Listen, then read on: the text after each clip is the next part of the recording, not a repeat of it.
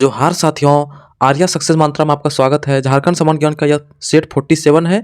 इससे पहले सेट 46 तक का वीडियो पढ़ा चुके हैं। अगर आप नहीं देखे हैं तो डिस्क्रिप्शन में लिंक दिया, वहाँ से जाकर आप देख सकते हैं। तो अगर आपको इसका पीडीएफ चाहिए तो आप हमारे टेलीग्राम चैनल या फिर व्हाट्सएप ग्रुप दोनों में से किसी से भी जुड़ सकते हैं। वहाँ से आपको पीडीएफ मिल जाएगा। दोनों का डिस्क्रिप्शन में लिंक दिया हुआ है।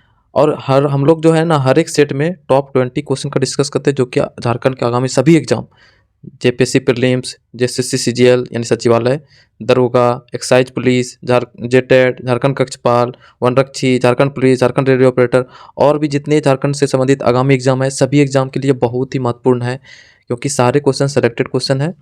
इसलिए आप हर एक वीडियो को एक दो बार देख लीजिएगा तो आपको सारे क्वेश्चन ऐसे ही याद हो जाएंगे, रटने की कोई ज़रूरत ही नहीं पड़ेगा। इसलिए आप जो है ना, हर एक वीडियो को एक दो बार ज़रूर देखिए। आपको 100% है कि सफलता ज़रूर मिलेगी। अगर आपको झारखंड जीके पढ़नी है तो आपको सेट तो देखना ही होगा। अगर आप डिटेल से पढ़ चुके हैं तो आप सेट प्रैक्टिस जरूर कीजिए। तो चलिए आज का सेशन शुरू करते हैं पहला प्रश्न से। तो पहला प्रश्न बोला कि झारखंड के किस विद्रोह का केंद्र जो है ना, बिंदु वनचरीजोर जो कि भागलपुर में था। ठीक, तो झारखंड का कौन सा विद्रोह जो है, बोला कि केंद्र बिंदु जो था ना, वनचरीजोर था, जो कि भागलपुर में है। तो तिलका आंदोलन, तिलका विद्रोह जो था, ये इसका जो है केंद्र बिंदु कहाँ था, वनचरीजोर, जो कि भागलपुर में। भारत की दूसरा प्रश्न, भारत की पहली बहुउद्देशीय नदी घाटी परियोजना कौन सी है?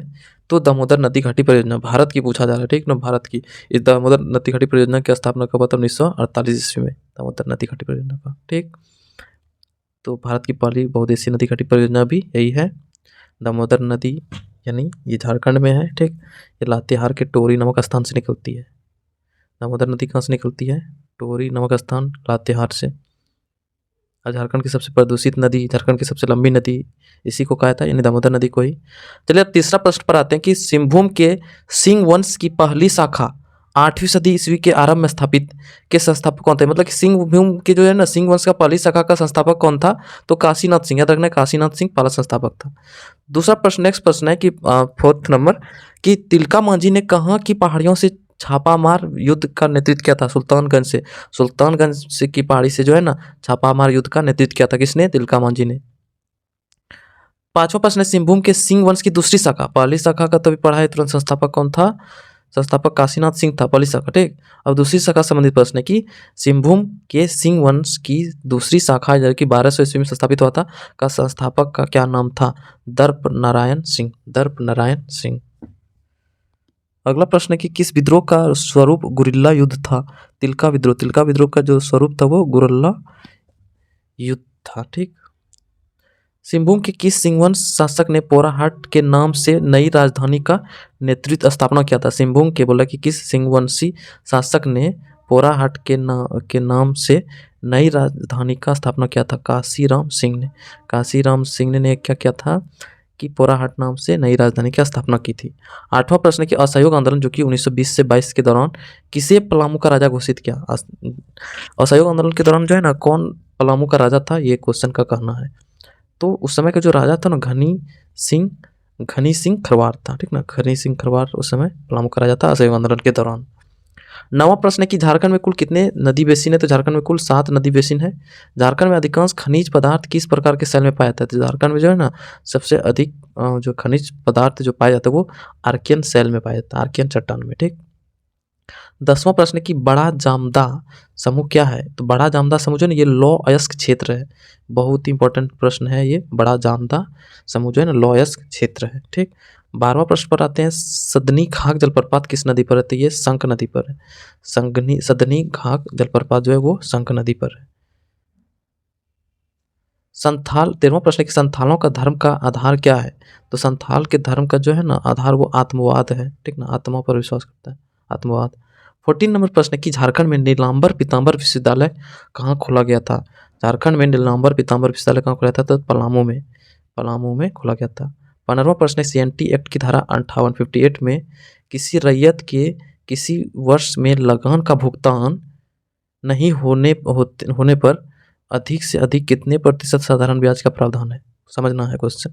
सीएनटी एक्ट का धारा 58 में कहा गया है कि किसी रैयत के जो है ना, किसी वर्ष लगान का भुगतान अगर नहीं होता है तो उस पर जो है ना अधिक से अधिक कितने प्रतिशत का साधारण ब्याज लगता है, ठीक, याद रखना साधारण ब्याज का प्रावधान है, तो 6.25% वार्षिक दर पर साधारण ब्याज लगती है, 6.25% वार्षिक, ठीक। तो ये कौन सा धारा में वर्णन है, ये भी याद रखना, धारा 58 में ऐसा वर्णन है, CNT एक्ट में, छोटा नागपुर टेनेंसी एक्ट में। 16वां प्रश्न है कि देव लगान का वस्तु रूप से मुद्रा रूप में रूपांतरण CNT एक्ट की कौन सी धारा में वर्णित है, तो देव लगान का वस्तु का जो रूप है वो मुद्रा रूप में रूपांतरित CNT एक्ट का धारा 61 में ऐसा वर्णन किया गया है। 17वां प्रश्न है कि राज्य सरकार द्वारा बंजर भूमि का बंदोबस्त विहित रूप से पट्टे द्वारा किया जाएगा, या ऐसा CNT के किस धारा में ऐसा प्रावधान है, तो धारा 61 का क में, धारा 61 का क में ऐसा वर्णन है।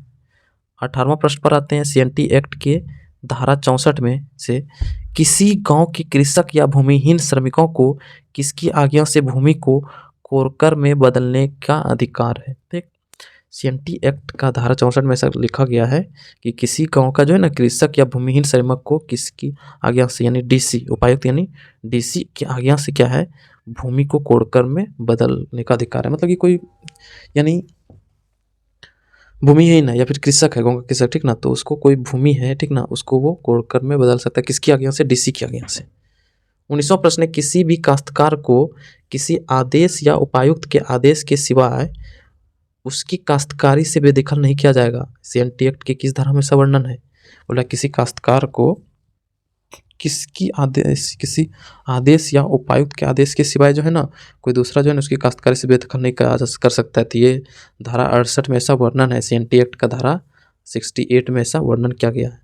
20वां प्रश्न है कि कोई काश्तकार बेदखल होने की स्थिति में बेदखली की तारीख से कितने समय आगे तक उपायुक्त के सम्मुख आवेदन दे सकता है, ठीक। बहुत इंपॉर्टेंट प्रश्न हो रहा है कि कोई काश्तकार को जो है ना बेदखल कर दिया, ठीक, तो बेदखल होने की स्थिति के बाद जो है ना बेदखली की तारीख से, यानी जिस दिन बेदखल हो गया वो, उस दिन से वो कितने आगे समय तक, ठीक ना, वो जो है ना उपायुक्त के सम्मुख अपना आवेदन दे सकता है, तो 1 वर्ष, ठीक ना। ऐसा किसमें वर्णन है, धारा 71 में ऐसा वर्णन किया गया कि 1 वर्ष के अंदर वो अपना आवेदन उपायुक्त के सम्मुख दे सकता है।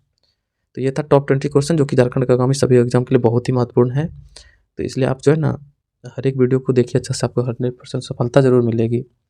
अगर आप ईमानदारी से पढ़ेंगे तो आपको सफलता मिलेगी ही।